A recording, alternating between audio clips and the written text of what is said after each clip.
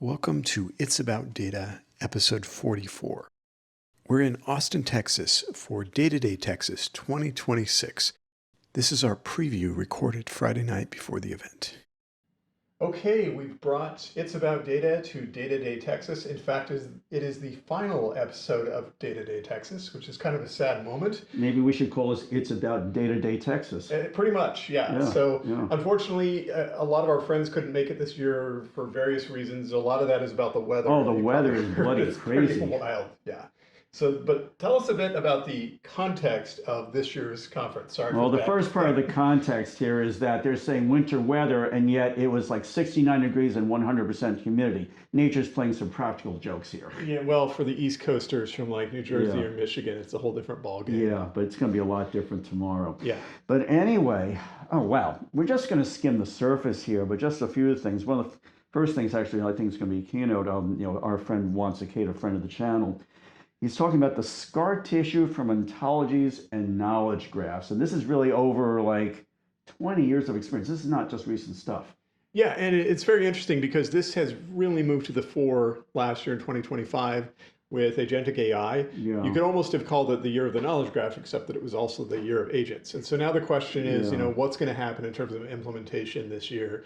And it's good to hear from people who actually have a lot of experience doing this stuff. But that's a good question because basically a number of my analyst colleagues, we run basically point out some research that actually last year was not necessarily the year of the knowledge graph. A lot of talk. A lot of talk. And that's true of a lot of things in AI, right? Like companies are doing things with AI, how practical and widely deployed is it? I think there's open questions. So I think Juan's basically talk will be really, definitely hitting a nerve there. Yeah. But as we're talking about ruminating about knowledge graphs, now we're talking about context graphs. Is this magical thinking? Yeah, this is interesting. So this was this piece from Foundation Capital calling context graphs a $1 trillion opportunity. And basically a context graph tells you not just knowledge, but things that have happened, like decisions within the organization. I think a lot of the knowledge graph people are kind of saying, well, this is an extension of stuff we've been doing for a long time. So I'll be curious to see how that gets addressed at this conference. BPM 3.0? Perhaps. Think about it. I mean, there was also something kind of interesting I saw about a year ago, causal AI, that kind of took some of the same ideas. Yeah. So we'll see. But again, just the idea of putting this into graphs. Related to all that is that when we're trying to work with these models, we're often just going hit or miss with prompts, and so basically we're going to be speaking with someone here at the conference who's going to be talking about what he calls context engineering. Right. And the idea there is how do you persist information outside of the context window, and here context window is basically context window being like how much stuff can you actually keep in memory. So we are guilty in our field of basically using the same term to mean two different things. Many different things, unfortunately. But that will be kind of interesting. The other thing also, and this is an interesting one because I've been talking a lot about that this is going to be the year of the rise of, or I should say the solidification of semantic spheres of influence. Yeah. We've got someone here in the program who's basically talking about semantics. That's just being too limiting, and that he's wondering about will agents eat the semantic tier? Well, and I think you have kind of opposing claims here. So on the one hand, you have the group that's the very, I would say, traditional engineering-oriented perspective. People like Lakshmanan, who was on our show recently, who say, okay, if you want to make AI work, you need a very robust backbone of databases and tools to make it work. And there's the opposite perspective, which is these tools are so powerful that in time they're going to eat all those other tools. And so I tend to be more on the engineering side, at least for now, but we'll see. Yeah, but with that, of course, we're going to be talking with some folks who are talking about what they call the complete data ecosystem and understanding all the interconnections. And now, haven't we been trying to just kill the modern data stack? It's interesting. I almost feel like in some ways the modern data stack is just getting rebranded because the need for data is so great. So no one is saying, well, most people aren't saying modern data stack now, but all these tools are still there. And now you have a new consumer, which is the agent. Well, dude, we'll have to trademark the term postmodern data stack. Yeah. We talked that one a few weeks back. That's been floating around for a couple of years. But at the end of the day, it's people that have to work with all this. Yeah. And the thing is, we're going to be speaking with several folks who are really talking about how do you basically maximize the potential of data teams given all these challenges. Yeah, agree.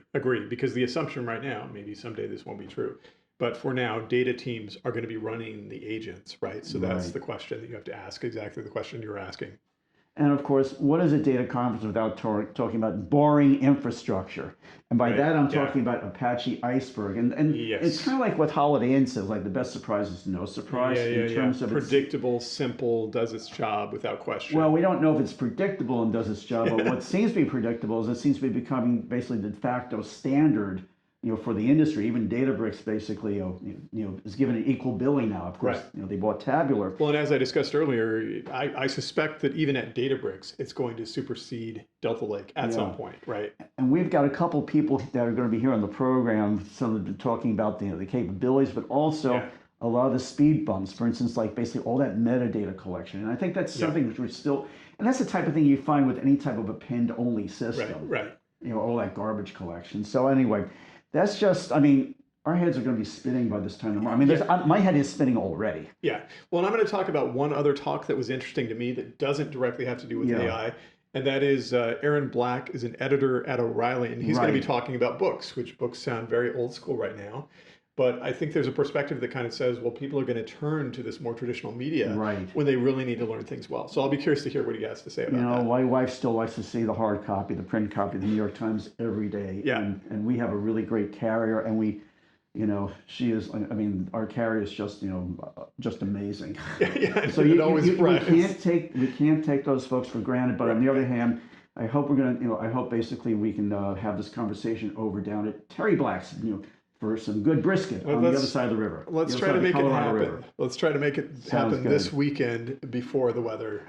Before the deep freeze comes in again. Today it's 69 degrees, 100% humidity. Yeah. Tomorrow it's going to be like 29 degrees and like an ice. So this will be fun. Yeah. We're going to be bundled up. I mean, you won't. You're from New Jersey.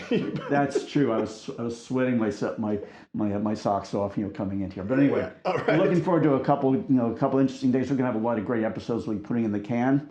We'll be talking to you soon. Signing out for now. Take care.